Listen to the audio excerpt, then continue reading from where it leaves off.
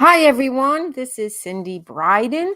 I am a life coach, a metaphysical life coach, and I am actually streaming on a few different avenues right now. I'm streaming to I Stand By Johnny Depp Facebook page and YouTube channel, but I'm also streaming to my my metaphysical channel.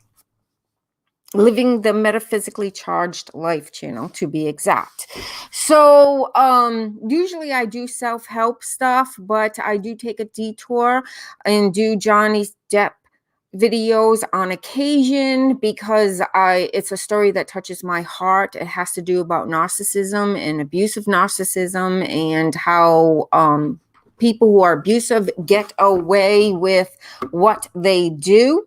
Johnny Depp and Amber Heard, who will be from now on AH and JD, so I don't get kicked off of Facebook. They don't like that when you say their names for whatever reason. I'm not sure, but anyway.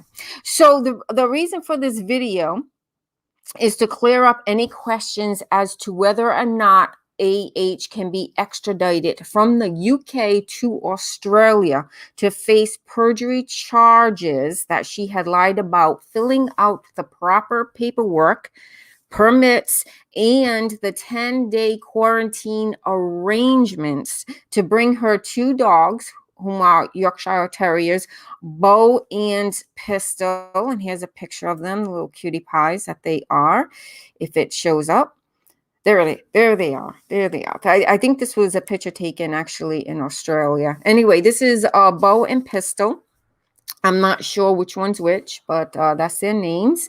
And she brought them into Australia when JD was filming the Pirates of the Caribbean movie called Dead Men Tell No Tales way back in 2015. And during this time, AH smuggled these two dogs into Australia, even though she was told repeatedly, at least by two different people, and one person, I believe it was her assistant, told her like 3 times on the phone, in person, and in text that it was illegal to bring these dogs into Australia for the reasons that I have stated. And when she was questioned about it, she lied. She said she didn't know. She thought everything was all set. So she just bold-faced lied for it. So the Australian government want to press charges for her for perjury. And the question of whether she can be extradited or not came about because Aquaman 1, which obviously AH is in, was filmed in Queensland, Australia, many moons ago. However, Aquaman 2, which she is also in, obviously, is currently being filmed in the UK. So, the question's been floating around if the move was done if they moved it from the filming from Australia to the UK, so AH could not be extradited to Australia. Because should the Australian government continue to press charges against her while filming, and if she's convicted, she could face fines and jail time, which would, interfere with the film's production. And it will cost them like big bucks. If there's any kind of delay in production, you're probably talking about millions and millions of dollars. And she has a key role in that film. So it wouldn't be good. So that was the question. Could she or could she not be extradited? And for those people who don't know, I just want to explain what extradition is. In very short, extradition is a legal process created by governments worldwide, but not all governments, not all countries do it, but most countries, to the best of my knowledge, to make sure criminals who have been accused or convicted of a crime cannot evade justice simply by escaping to another country. And basically, that's what people were thinking, that maybe they moved the movie into the UK and not Australia That way there would be no problems. Maybe that played a part in it. Who knows? Maybe that it might have nothing to do with the AH case. They might have just decided to do the movie in a place that was better suited for Aquaman 2. So somebody had sent me something. So what happens if she is extradited? The process, there's a woman, oh, I don't know if she's a woman or man, on Twitter.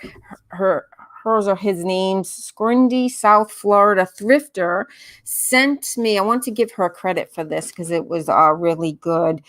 She sent me the procedure, extradition from the UK to Australia. Oh, yeah. So obviously Australia and the UK are on good terms, so extradition is possible. And as it says, Australia is classified by the UK as a Category 2 territory, along with a range of other countries such as Canada, New Zealand, and the USA. The extradition process will therefore be governed by the Pacific Extradition of Mutual Assistance relationships between these countries.